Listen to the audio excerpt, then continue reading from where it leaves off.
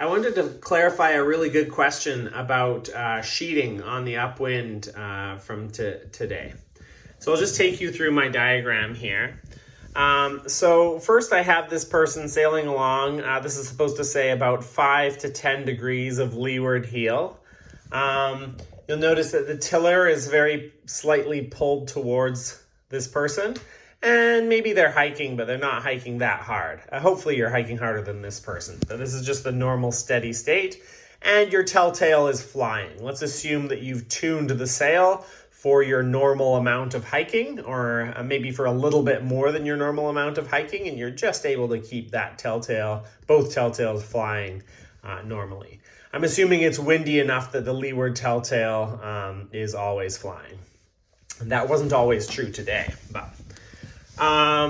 So then a gust hits, and your reaction to the gust needs to be to hike out as hard as you can, give everything you can. This is not the time to, oh my gosh, this is a big gust, and lean in. You have to hike out with everything you have, and that has to be enough. So if you only have a little bit to give, you have to let the sail out a lot. If you can hammer the deck flat and the leech just flicks a little bit, maybe you don't need to let the sail out at all. But almost all of the time, you need to hike out hard and sheet out, but you don't want to keep the sail out, because when you keep the sail out, you either bear off because you have the tiller pulled towards you, or in this case, if the tiller's straight, you just luff the sail. So I've drawn the windward telltale luffing there. So you almost want to sheet back in the same moment here. So puff hits, hike and sheet out, and then sheet back in. And as you sheet back in, you either keep this tiller straight and just the normal helm of the boat heads the boat up into the wind. Or maybe you have to push the tiller away. If this was a big gust, maybe you have to push the tiller away as you sheet the sail back in. So this is either a sheet out, sheet in, or maybe it's a sheet out, build speed, and then sheet back in. And as you sheet in, you head up just a little bit. And so I've drawn this person heading up, but that's a very quick process. So I also drew a dotted line back in a steady state of slightly to windward. And so I've tried to show with this arrow, and maybe with a diagram, that you go straight, and then after you've accelerated, then you head up a tiny bit, and that's to handle the extra pressure that you have. The thing is that you don't lean in again. So you hike super hard, and then you sheet back in and head up while still hiking. If you stop hiking here and sheet back in to the point where you don't have to hike anymore, then you're just pinching. So you want to keep this extra blast of speed you got from the gust for as long as possible, and you keep that by hiking. It's not as critical that you hike 100% here as you do here. But if here you're 70%, here you go to 90 or 100%, then here you go to 80 or 90%. And then as you get tired later on, you go back to whatever your steady state, your sustainable amount of hiking is, and your tiller is normal again. So if you are tuned so that your sail doesn't luff when you're hiking in your normal amount, then when you get this big gust of wind, you're going to be overpowered. And the point of dumping the sail, partially it's to get the power on the sail pulling more forwards, but the point of dumping the sail is so that you can keep your heel. So if here it was 5 to 10 degrees, here it's still 5 degrees. Maybe even less than 10. So here maybe it's even flatter than here, but definitely never let this boat heel to windward. Because if you heel to windward as you're accelerating, you'll accelerate downwind. So you do want to keep some heel. And if you don't have enough control to keep it at 5, keep it at 10. But what I'm saying is that in this moment, you're letting the sail out so that you can keep the boat essentially flat. And so in order to do that, that's going to cause your windward telltale to luff. That's sort of the whole point, is you're reducing the power in the sail until it's enough that the power you're able to put out is enough to keep the boat flat. Then as you sheet in and head up, hopefully you can keep as much of this power as you can, and it's easier to keep more power when the boat's going faster, but maybe your telltale isn't flying quite as well as it was in your steady state because you're now overpowered a little bit in the gust. So one of the things I'm trying to say here is don't go straight from here to there. Don't just, the puff hits and then you hike pretty hard and head up. Because what will happen is you hike, the boat heads up and the boat slows down because you're luffing the sail. And when it slows down, it starts to slide sideways. So this is the important step, the hiking really hard, sheeting out, sheeting back in, because that accelerates the boat, gets the centerboard working very well so that it can catch you in the water. And then you press against the centerboard and you keep pressing on the centerboard by hiking really hard. And then that lets you, it feels like you climb because the other boats tend to fall sideways if you do this. So that lets you sort of climb. And then as the puff dies away, you're back to your, the more you can hike, the better, but you're not going to suddenly exert a big blast of energy for no reason. So this is my explanation of don't bear off, because what intermediate sailors will tend to do is the puff hits, they know to sheet out when the puff hits, so they sheet out and they leave the sail out and accidentally bear off until the sail's full again. And then they're actually going a little bit faster, but they're just not sailing upwind again. And then the next puff hits and they sheet out.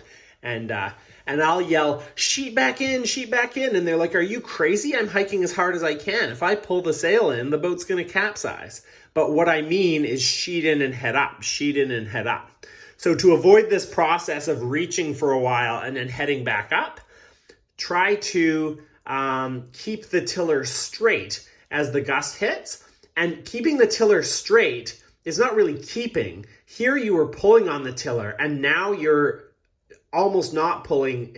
You have to tell yourself, I'm going to push the tiller as the gust hits. You don't literally push the tiller or you'll end up in irons, but it's the opposite of that. Pull, and the gust hits and you hike really hard and your hand moves away from your body because your body's moving out of the boat.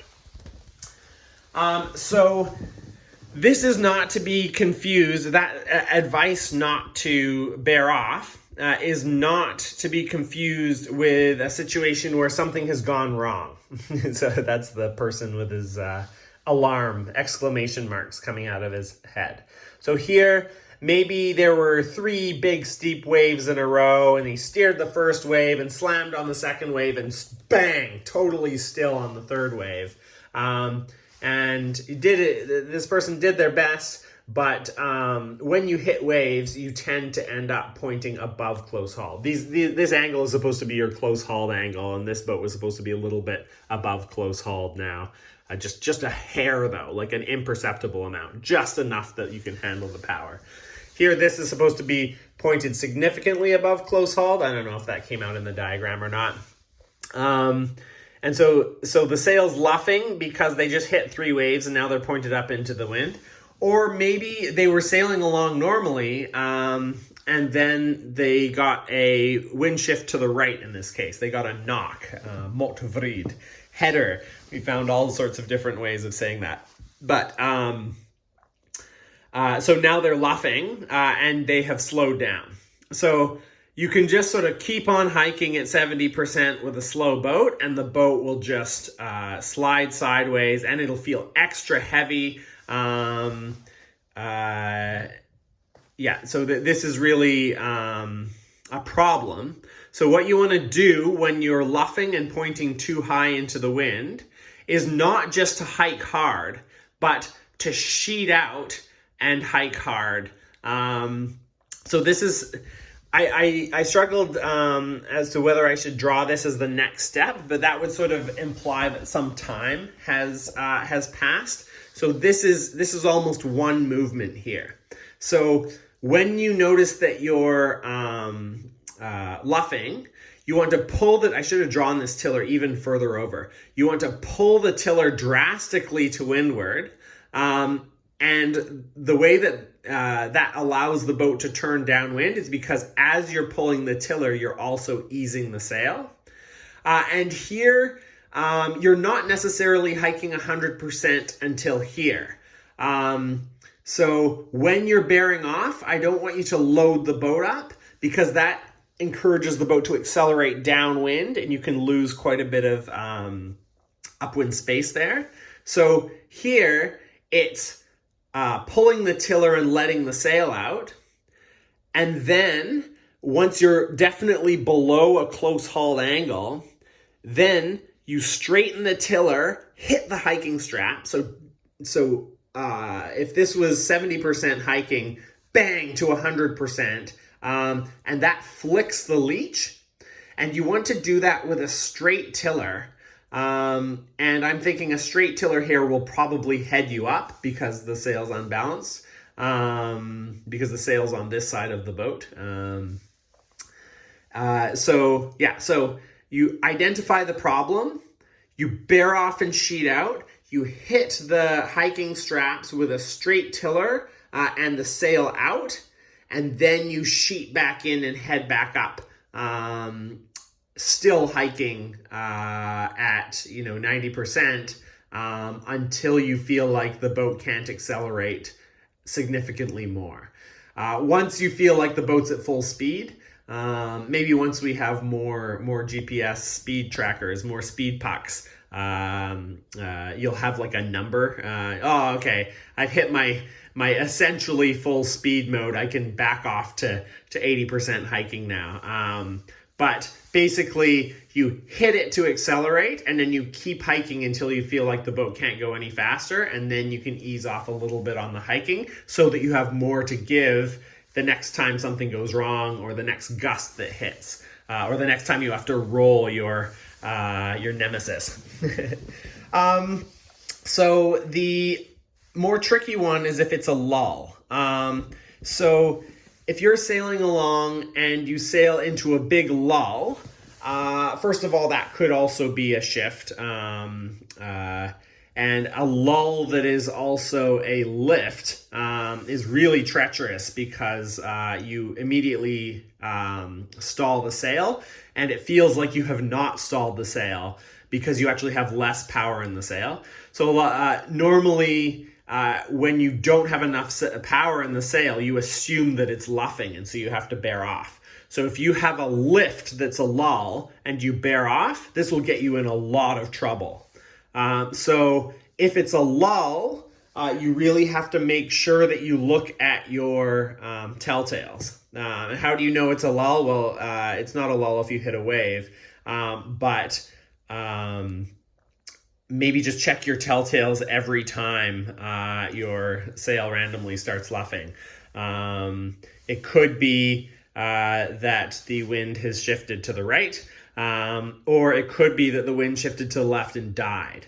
Normally, if the wind shifts to the left, you're overpowered for a second, and what you can do is sheet out, head up, and sheet back in. Sort of the second part of this, if it's just a lift. But in a lull, let's say it's just a normal, like a lull from the same direction, which is actually probably pretty rare. There's usually a wind shift when there's a lull. But if the true wind dies, you're left only with boat speed wind. So a lull feels like a knock, feels like a header. And so it's tempting, if you get a header, to bear off. But if you continue to sail straight in a lull, the boat slows down because you have a lull, and the apparent wind goes from feels like a header back to the normal normal wind speed direction. So in a lull, it's maybe better just to go straight. And then if you feel like this really isn't working, then you can try this trick, the bearing off, hiking hard and then heading back up. But I just wanted to warn you against bearing off in a lull, because you miss the cue that tells you that your sail is stalled when you're in a lull. So that's some thoughts about upwind technique. Generally not taking waves into account, just saying that this is some problem you had. Maybe you dropped your main sheet and had to pull it back in.